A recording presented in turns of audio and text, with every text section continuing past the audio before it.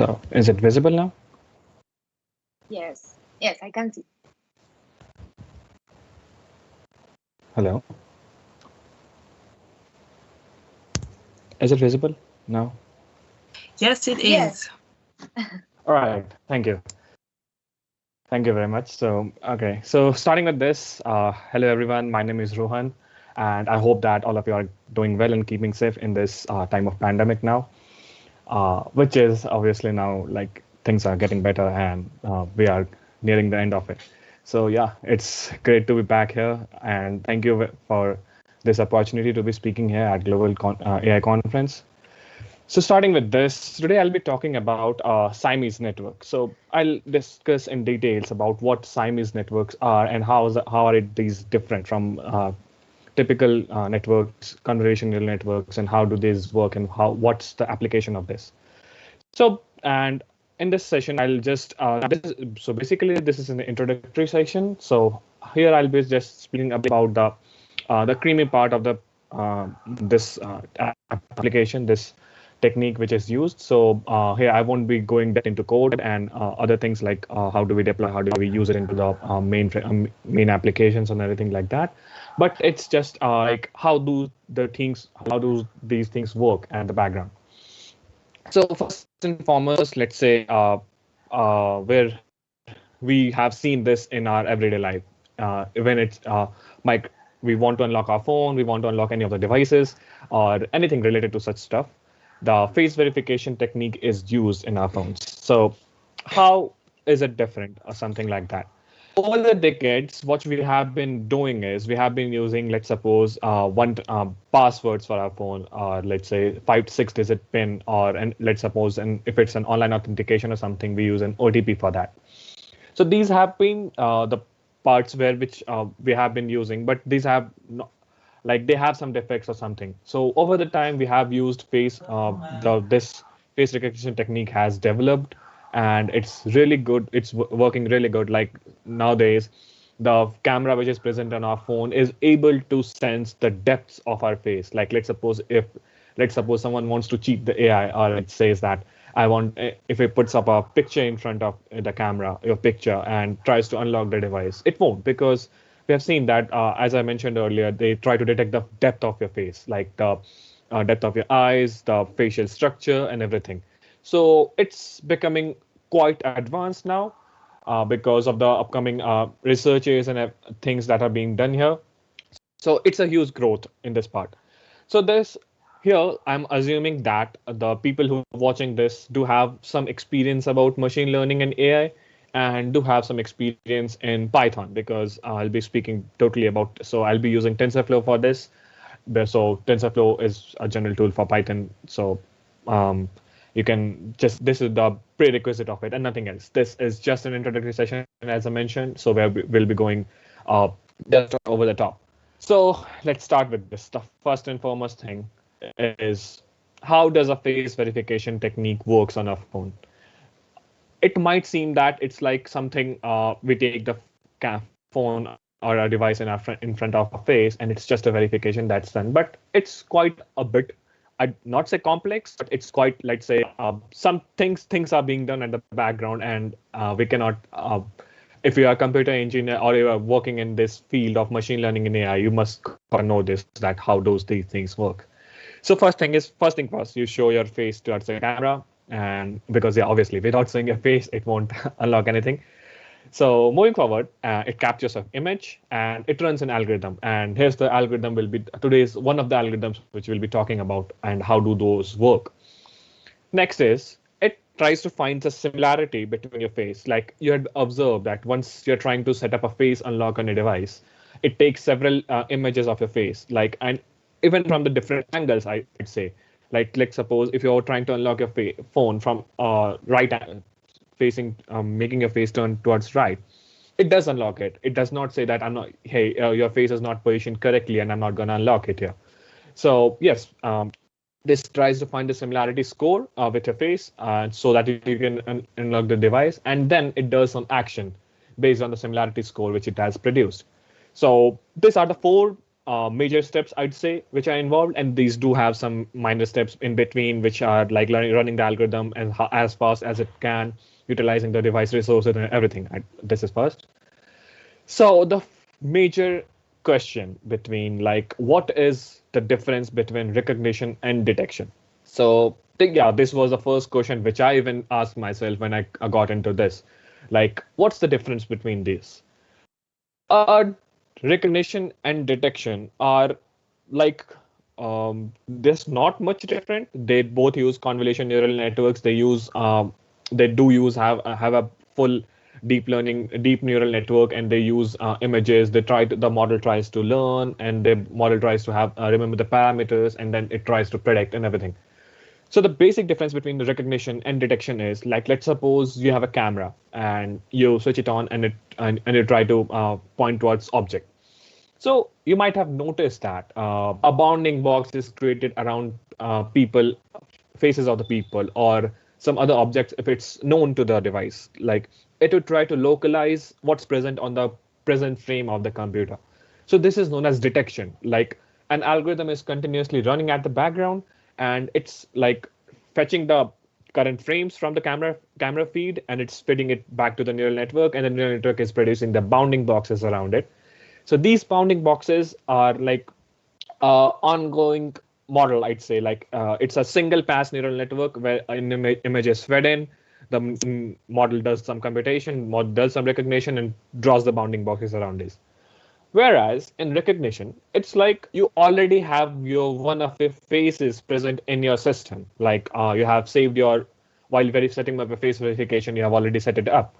And the second time when you're trying to unlock your devices, it just take a glimpse of your face, passes it to the neural network, tries. So both the images will be passed thoroughly once, and a similarity score will be produced. So based on this similarity score, let's suppose the device is set to unlock if the similarity score between the two given faces are, let's suppose, 80%.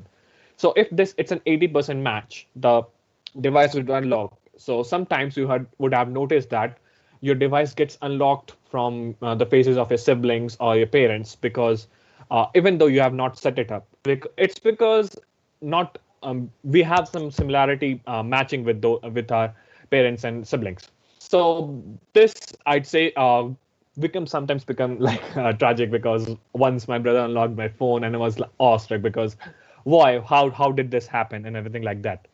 So this is how the recognition system work. So this is an authentication algorithm, typical authentication algorithm, I'd say. Like, we are authenticating how the devices work. We're authenticating our phone with this, or our device with this. So let's get deep and let's get further into what we will be talking about, the Siamese network. So I'll give you a little background about what does the term Siamese mean? How did it originate and anything supposedly like that? So the term originally comes from the co-joined twin brothers Chang and Eng Bunker, who were the first pair to be known internationally. So these brothers were pairs both of with them were joined together from abdomen and pelvis. So these two pairs, the first originally from Thailand, formerly known as Siam, and hence the name Siamese brother came from here. Similarly, in this neural network architecture, which we'll be talking about next, is somewhat same to this. Hence, it also has the name Siamese network. You must have seen Siamese cat. It's also a reference to this network, because Siamese cat look much alike with each other. The black face and the white fur and everything related to this. This is Siamese cats are also known for the same. So what are the objectives of the network which we'll be talking about? What would it be doing? What would it be trying to achieve next, and during its whole course of runtime? So comparing this with a conventional convolution neural network, in which we are trying to do detection, we are trying to do classification, and all those models which we have learned about, which we have seen, like pointing at capturing faces from a camera, and the network identifies what are the things present in it. So this is known as So how do these convolution neural networks have been working?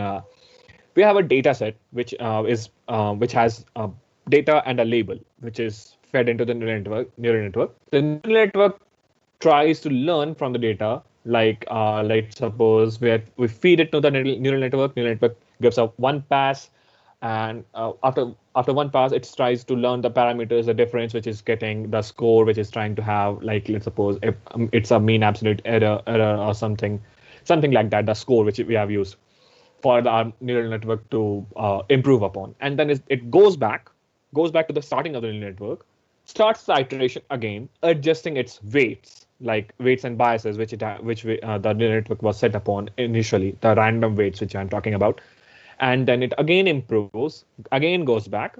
So it keeps it repeating. In terms of machine learning, we'd say that it keeps on iterating over epochs. So let's suppose if I've set my neural network to train for 30 epochs, and after 30 epochs, it would produce an absolute score, which the accuracy it has got on the training data as well as the validation data.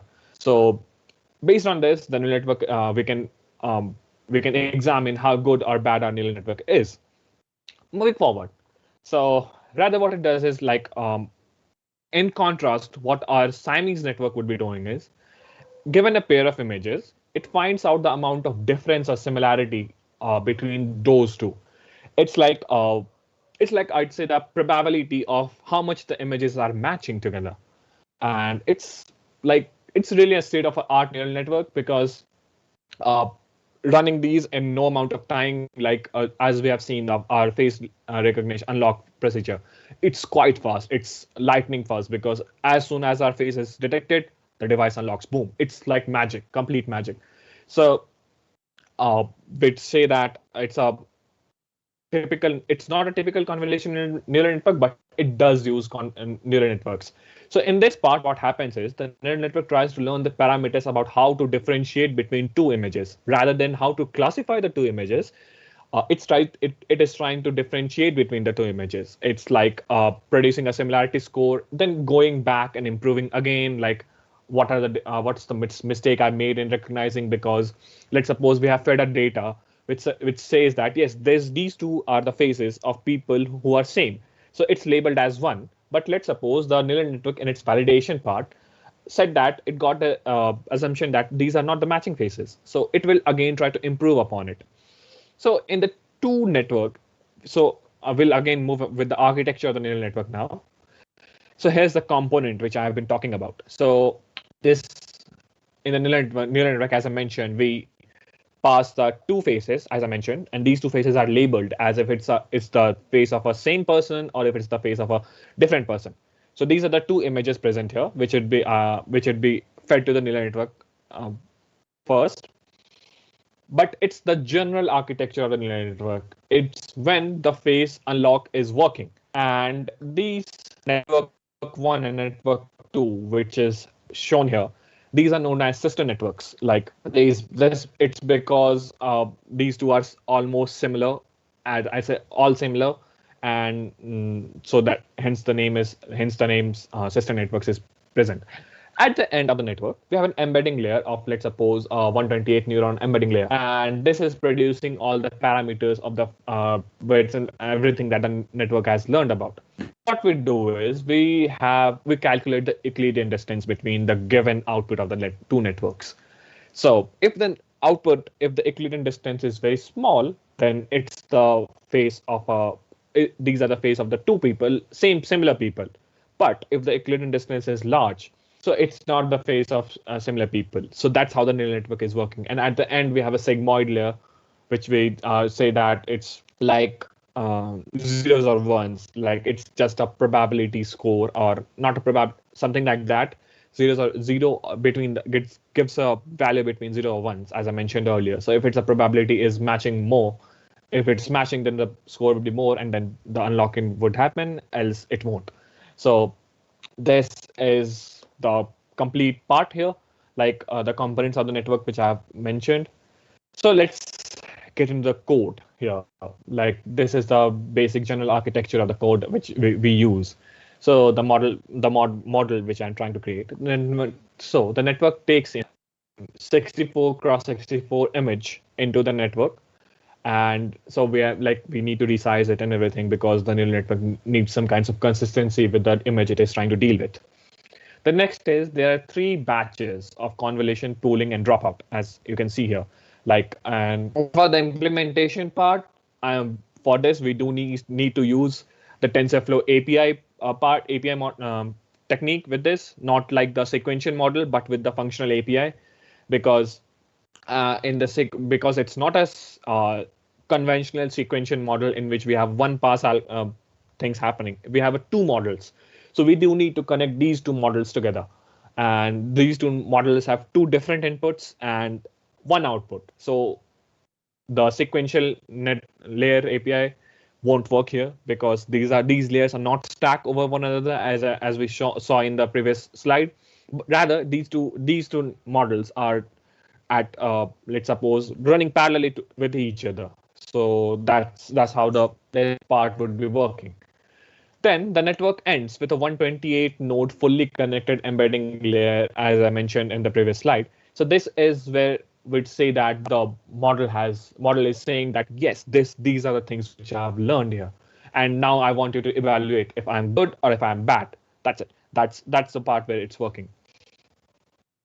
Mentioning about the Euclidean distance, why do we use this? What the Euclidean distance is. The Euclidean distance is calculated by finding out the square root of the sum of the squares of the difference of both the embeddings. As I mentioned, that there are 2 networks present, so these 2 both have a 128 layer embedding present assigned together there. And then we calculate the Euclidean distance. It's the mean square root of the sum of the squares. And let's suppose we calculate the difference again, and if the distance is very less, the sigmoid layer will produce an output of very much score very much closer to 1. And if it's very large, the distance is very large. Let's suppose I'm trying to unlock my face with just another person who does not look at all similar to me. So the Euclidean distance for this scenario would be very large, and the sigmoid score which would be produced would be very much closer to 0, indicating that these 2 faces do not match at all. So this is what's happening in the background of the given model. We have used the lambda API from TensorFlow for this purpose, and the distance value is adjusted to a range of zeros or ones. As you can see here in the distance, the code written as distance equals to lambda Euclidean distance feature A and feature B. So we're trying to adjust for the sigmoid layer, which I talked about previously. So this, and again, for moving to the next part, the model is compiled with a binary cross entropy, with the loss as binary cross entropy, and we have used the optimizer as Adam. So for those who do not know what an optimizer is, this is a mathematical expression which I'd say which is used to adjust the weights and biases on which the neural network is working upon. As I mentioned earlier, in the initial state, the neural network, the weights and biases of the neural network are completely randomized. These are not fixed because we do not know how the neural network will be learning things, how the things will be behaving inside once the data is fed into it. So moving forward, so this is the Adam is the optimizer which we'll be using. It is used to adjust the weights and biases, and then we are evaluating our model based on its accuracy, how accurate it is. So let's suppose if the model is doing very good on the training data, then its accuracy will keep on increasing. But let's suppose there comes a term known as the overfitting. So in this scenario, what the great part would be that our model is doing very good on training data, but it's doing very poor on validation. It's let's suppose I'm achieving an accuracy of 95% on my training data, but I'm just hanging around a value of, let's suppose, 75% accuracy on the validation data. So this, and it does not improve. The score becomes frozen. The score does not change overall, even over the given epochs. So this is known as overfitting in terms of machine learning, where we are doing very good on our training data, but we do not perform well on our validation data. So these models do not work well when put into use, when put into test. It's because it has not learned properly, because it has not tried to differentiate between what's correct and what's not correct, what's wrong, something like that. So yeah, this is all about that. So in the given, so since we're talking about faces, there's a data set known as Olivetti data set for faces. And here I've shown you that how we're trying to train the network with it, how we are trying to feed the network with it. Here you can see that we have a positive pair of faces where both the faces of present here are of the same person. Whereas here you can see that it's a negative pair of faces because both the faces are of two different person. And this is an open data set and you can use it for your projects and everything. So uh, as I mentioned earlier, our neural network needs to have two faces to differentiate between those. So once we are trying to train our model with this, what we'll be supposedly doing is once you have a data set, you'll have to create pairs of faces. Like let's suppose even if you're using fashion MNIST or anything suppose like that, or MNIST, simple MNIST or something like that, or horses versus humans, something. What we'd be doing in this is we have to, these data sets comes in, let's suppose, in simple directories or something, I'd say that like that. Like we have a directory in which we have images of all horses in case of horses versus human. And in another directory, we have images all about humans. So what we have to do is we have to generate pairs of faces as shown in this figure that we'll have to produce two images together and we have to label it for creating our data set. So let's suppose in this scenario, if it's a positive face, then it would be labeled as 1. Whereas if it's a negative face, then it would be labeled as 0. So this is the Olivetti data set. And like, as I mentioned, these are like, once the model is trained, so if you want to have an end-to-end application, like you want to run this algorithm into your device or something, this network is really fast because, as I mentioned, like we have an amazing lightning speed once we try to unlock our devices or something. So what we come to the conclusion here, like when do we use a Siamese network? Because there are several algorithms, there are several things which can do face unlocking and something like that. So, but we still need to have a sure shot about where do we need to use. So let's suppose we have a very small data set. Like let's suppose in the scenario of a office building or something like where we do not have sufficient amount of data to train our neural network for it. And as we all know, to have a much better neural network, very robust neural network, we need to have a very huge data set, or I'd say not very huge, but enough amount of data set to let the model learn things, to let the model learn about the embeddings and the weights and biases and everything for which it can classify things, or it can work upon classifying, or it can perform the task which we are trying to make it do. So Siamese network, on the other hand, does not need very much huge data.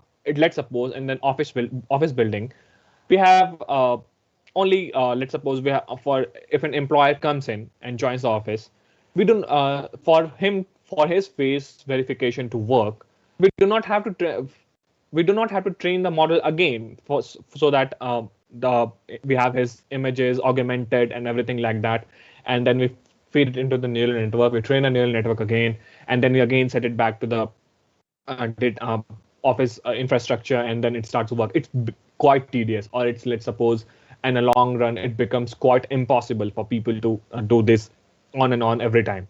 So what a Siamese network does is it's like for the first time, an administrator comes in and he takes a picture of the face, puts it into the database. That's it.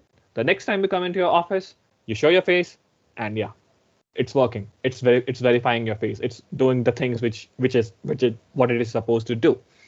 And yeah, this is all about introductory part of the Siamese network. So if you want to learn things about it, you should begin with, like, if you're a complete beginner in machine learning or AI, first learn about what basic typical machine learning is, then learn about if you are into image processing or something, if you want to go into that field.